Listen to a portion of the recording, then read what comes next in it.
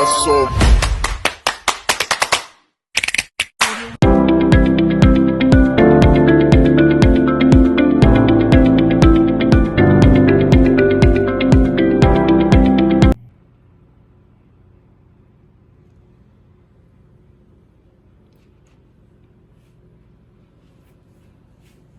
That's our fried chicken and our homemade sauce. Suka for the tofu. Okay, kain na tayo. Guys, magagawa tayo ng Korean fried chicken.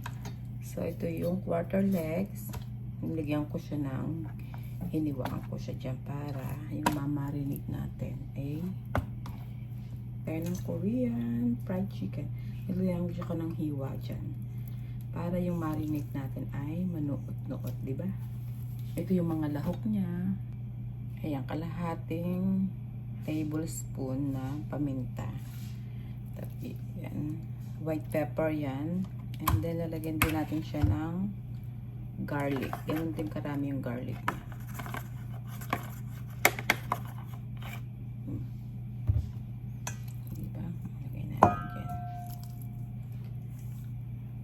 Tapos, instead na asin, patis ang ilalagay natin. So, mga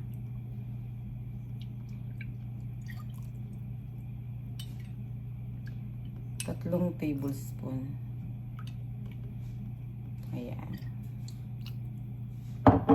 Tapos, natin din ng kalamansi. 1 tablespoon ng kalamansi. 3 malalaking kalamansi yung ilagay natin. Siguro mga 2 tablespoon na kalamansi. Ayan. Ganyan na siya.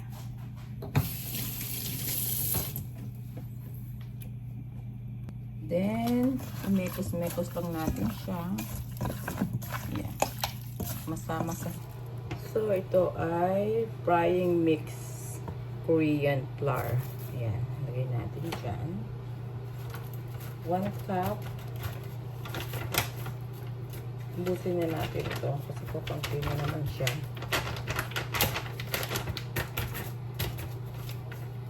Ayan. 1 cup. Ayan natin. Siguro mga 1/4 na 1/4 ganyan. And then, lalagyan natin siya ng cornstarch. Naku, paubos na rin ng cornstarch. Konti lang naman ng cornstarch. Ay, lalagyan natin. 1, 2. Ayan. Lalagyan lang din natin lalagyan natin din siya ng design ng kamay.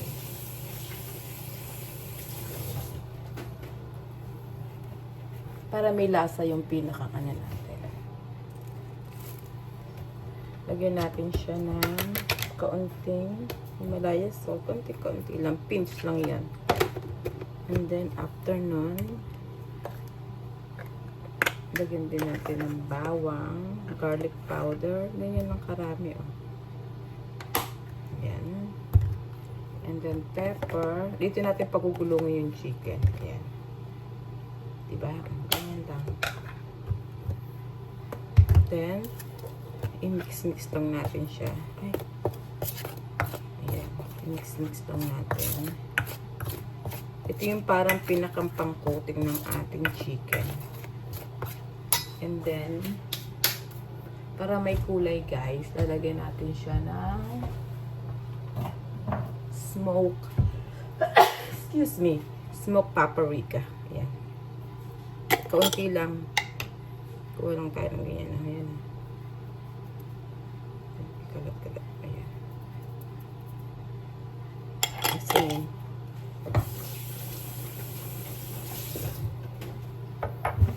tapos, i-mix-mix nyo lang. Guys, lagyan natin siya ng isang itlog. Kaya ganito yung itlog na ilalagay ko. Alam nyo kung bakit. Nabaksak ko yung itlog ng isang araw. Naglilinis ako ng rep. Hindi. Hindi ko naman kailangan magprito ng egg. So, lagyan natin ng isang itlog. Ayan. Yung chicken. Tapos, nilagay ko sa ref. Ayan. Tapos, i-marinate natin yung chicken. Na-marinate ko na to almost an hour na. Dahil nakalinis na ako ng kusina. Yes, nakalinis tayo. Kasi nagtagdagan natin ng asin. Ayan. There you go.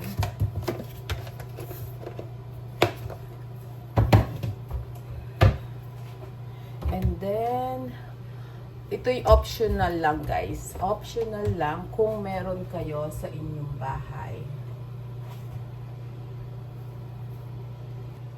Ito, kung meron lang kayo sa inyo. Ayan ah. Wasabi powder. Masarap siya sa fried chicken. Lagay nyo lang siya. Ganyan lang. Konti lang. O, ganyan lang o. Ayan. Then, imimix natin siya. Yung wasabi powder kasi nakakaano siya ng lansa din. Nakakatulong. So, nilagyan ko to ng patis, kaunting Himalaya salt, then nilagyan ko ng kalamansi, garlic powder, white pepper, and nilagyan natin siya ng wasabi powder. Yep. Nalagyan din natin siya ng smoked paprika. Itong ano. Ako, ang taas-taas naman. Kung bakit kasi bin. So, lagyan natin siya rin. Ayan. Ayan. Ganyan lang. Tapos, sa inyo, baka mabasa. Kasi yan, haluhaluin nyo lang siya. Mekos-mekos lang. Diba? Iinin na tayo ng mantika. Guys, pwede nyo itong ipanghanda din pag may birthday yan. Mostly, dinuluto ko lang ito pang sarili. Ilan lang to, oh. Kay Little, isa-isa sa akin. Tapos, isa kay Kano, isa kay Little, oh. Tapos, akin na yung mga, ano, yung mga maliliit na mga buto-buto kasi gusto ko yun. Ayan, ganyan lang, guys. I-whisk natin yung pang-coating natin sa fried chicken. Itong mantika na to ay ginamit ko to pagluluto ng fried chicken. Dapat maraming mantika. Ano ba niluto ko dyan? Ay, nagluto ako ng ano. So guys, mainit na yung mantika. At i-coat na natin siya. Ayan, ganyan. Medyo wag makapal ang paglalagay nyo ng harina. So, medyo iwag-wag-wag-wag nyo, ha? Pero lagyan nyo lahat. Ito ay Korean, Korean, na itapon ko na yung ano eh. Ilagay natin siya sa ano para sabay-sabay natin ihuhulog. Para sunod-sunod ang ating ang paglalagay. Kasi, yan. Compress nyo siya. Tapos, iwawag-wag mo. Ayan guys, okay? Ayan guys. So, lagay na natin ang ating chicken. At kailangan may takip. At kung hindi, nako. Medium heat lang yan. Napainit na siya ng mainit na mainit. Tapos, ini-medium heat nyo lang. Pag mainit na mainit na.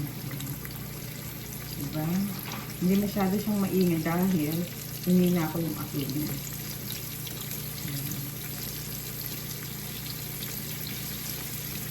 I guess kasha siya.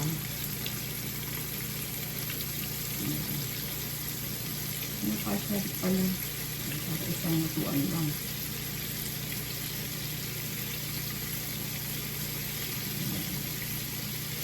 Tapos, i-half cover nyo lang. Ito yung nakaangat yung sa kabilang side. So, ganyan lang guys. Tapos, ialahayaan nyo lang siya. Mahina lang. Huwag masyadong malakas ang apoy dahil masusunog ang labas. Ang labas niya sunog, ang loob ay hilaw. Diba? Hindi maganda yun at hindi masarap yun. So, ganyan lang siya. Hayaan mo lang siya. And then, time to time, i-check natin.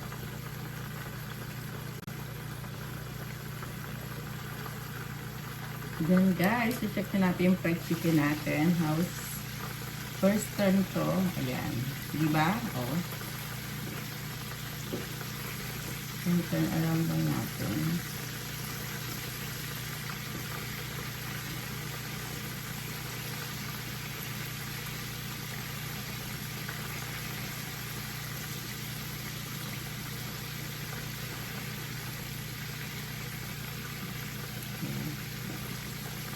Yun lang guys, see? Hanggang sa mo golden brown siya.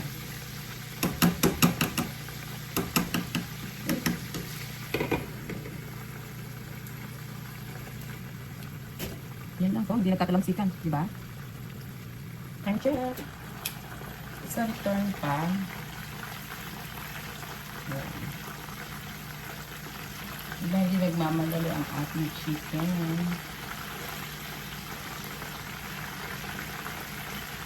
Yan.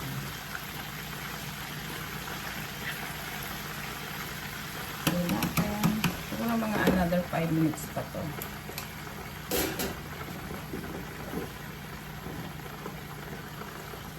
Ako naman tayo sa tofu. Di ba yung tofu, sabi ko kanina, total, may natira naman ako na, ano,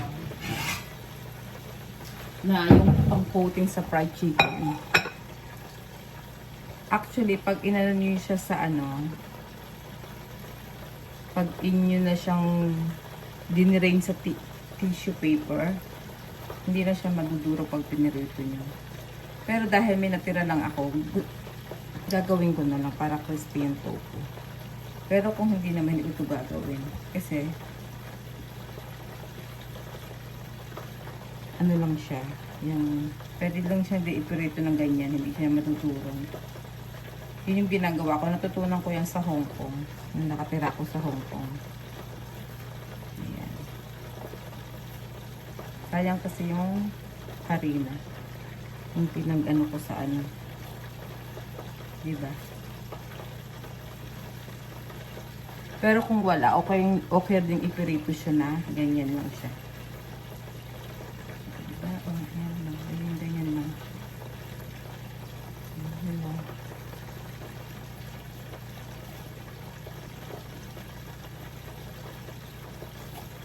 Bihira akong kumain ng tofu. Hindi katulad dati. Ako parang kada may luto akong talong na pirito. Gusto ko may tofu. Ngayon, hindi na ako masyado kasi may content daw to na hindi masyadong maganda sa breast cancer. Something like that. O, ayan o, diba? Coat ko lang siya dyan. Pagkatapos nung naluto ko ng fried chicken, ipiprito ko yung tofu. Ganun lang guys. So, and then guys, while we're frying our fried chicken, gagawa tayo ng sauce ng fried chicken. Kung meron kayo sa bahay ng ganito, or regular mayonnaise, okay lang din. Kung meron kayong regular mayonnaise, pero kung meron kayong Japanese mayo, you can use the Japanese mayonnaise. No measurement, itansya-tansya nyo lang. So, mayonnaise, yan. And then, banana ketchup, yung hindi spicy. Minsan spicy na bibili ko. Ayan, lagay nyo dyan. Ayan. And then, if you have barbecue sauce, use barbecue sauce. Kung wala, you can use oyster. Ayan. And then, ilagay nyo siya ng ano. Ito ay, yung ginagawa ko ay yung babaunin ko lang. Ayan, konti lang. Konting ano lang, ganyan. And then, mekos-mekos nyo. Ayan. Ito na yung sauce natin para sa, masarap din itong sauce sa french fries. Ganyan lang. Mabilis lang itong paggawa ng sauce. At dagdagan pa natin ng mayo. Ayan. Kung meron kayong regular mayonnaise, okay lang. Yun ang gamitin nyo. Pero lagay nyo siya ng tomato ketchup. Kung wala kayo na ano, and then lagay nyo ng konti nito. Yung wasabi. Kasi wala tayong garlic, wala tayong ano, chili powder na ano. na pwedeng ilagay. So, ganun lang siya. And then, imekos-mekos nyo lang. Mas marami ang mayonnaise kaysa sa mga ketchup at saka ayan. Ito na yung sauce ng fried chicken ko. Kung meron kayong chicken nugget, pero din sa chicken nugget, pero din dito sa... So, ang mix niya is mayonnaise. Kung merong barbecue sauce, lagyan nyo ng barbecue. Kung wala, oyster is okay. Oyster sauce is okay, but not much. Kasi medyo mas strong ang oyster sauce. And then, lalagyan nyo siya ng banana ketchup. Ito ay pansarili ko lang. Para pag may baon ako na sausawan ng aking. Masarap siya kahit anong nyo sa embutido. Tapos ilagay nyo lang sa rep. Embutido, sa fried chicken, sa lumpia, saan pa ba? Sa chicken nugget, sa fried chicken. Masarap siya, guys. At saka pag magluto kayo ng burger, masarap din tong pinakang lagay sa burger. Tapos lagay nyo lang ng kaunting lalagay nyo siya ng kaunting sweet pickles. That's it, guys. So, check na natin ang ating chicken. Ano yung balita. Yung chicken quarter, medyo matagal-tagal siya dahil malaki siya. Ayan. Pero ito, parang luto na siya. Para hindi masyadong madali ang kusina nyo, dahan-dahan kayo. Huwag kayong parang nagmamadali baga. Kung hindi, maglilinis na naman kayo ng kusina. Ayan. Ayan. Ito, luto na to.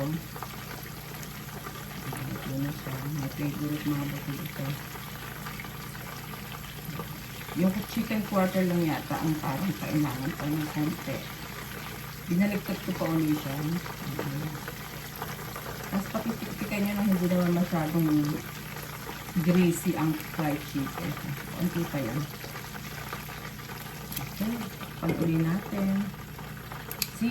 Hindi masyadong mamantika at hindi masyadong madumi ang aking kusina sa pagluluto ng fried chicken. So guys, papatiktikan nyo para nag-drain yung oil. Diba? Kunin na natin yung wings.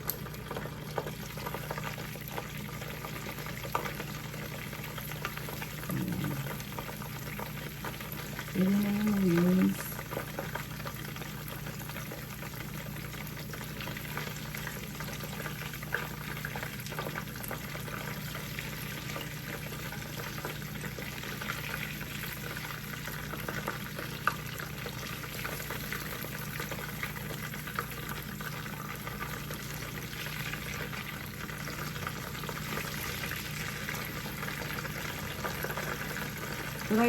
Try nyo wag pagpatungan yung chicken para yung mga hindi pa nag-drain, huwag nyo munang pagpatupatungin.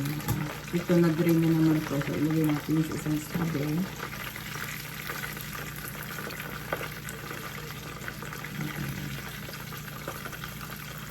Ayan, diba? Luto na.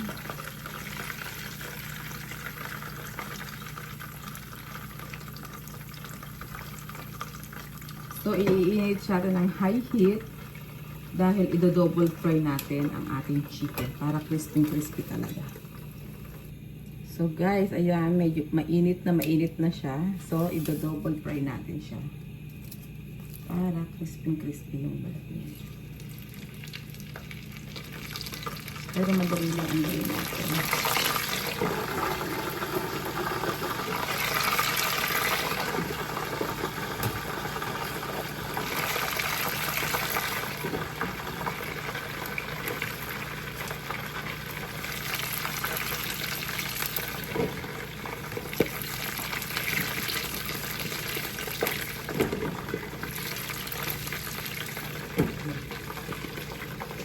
Ito optional lang kung gusto niyo lang gawin. Kaya lang gusto ko crispy.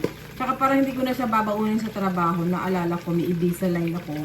Ayokong tanggal ng Invisalign sa trabaho dahil uspikan, ako na ilagay yung, alam niyo na, So, parang kakain na ako bago ako pumasok. And then, balik pa rin yung agad. Dahil mapait ang chicken, pag mapait yung flour, pumapait yung coating pagka naka-overcook. There you go. So, dito na ako kakain sa bahay.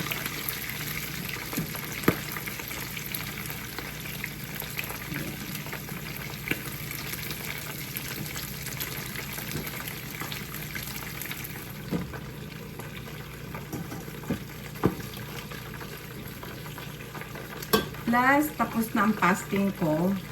Is 1 o'clock na. So, pwede na akong kumain. Yes. See? Hindi masyadong makapalang harina niya, diba? So, kung low carbs kayo, pwede pa rin kayo mag-fried chicken. Kasi hindi naman masyadong makapal ang coating niya. Diba? So, hindi na kayo feel guilty kumain ng fried chicken kung kayo ay nagda-diet. Kasi hindi siya masyadong makapal ang coating. Ayan. Diba? After nun, ipiprito natin ang ating tofu. Para hindi masayang. Ayan. Lagay nyo lang yan dyan lahat. Ayan na. Okay. Lagyan mo lang ang kasama. Pwede natin ang rice. Pwede natin. Oil or rice. Each side put a rice or flour. Pwede natin ang rice. So, pwede natin ang rice. Pwede natin ang rice. Pwede natin ang rice. So, dahil ito na natin ito na siya. Pansin na siya. And, ito. Mahuwi natin siya. Mahuwi natin ito. Kaya po ay flour. Pag natin ang tubig. Ano siya, magiging pa siya.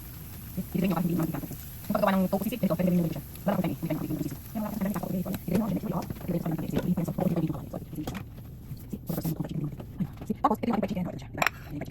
Then, tofu. Hindi natin namin. Yung mga natin. Ayan guys, luto na ang ating tofu, crispy and fried chicken with our homemade sauce, and we have suka on the side. Ayan guys, diba? Hindi kailangan laging sa labas kakain. And then, nasa sa inyo na rin kung anong mga ilalagay nyo, diba? Tapos kung diet kayo, at least yung fried chicken nyo, hindi nag-uumapaw sa harina. Diba? Okay.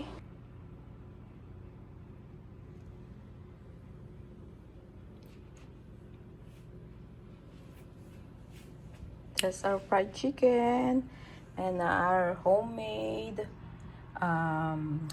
sauce. Suka for the tofu. Okay, kain na tayo.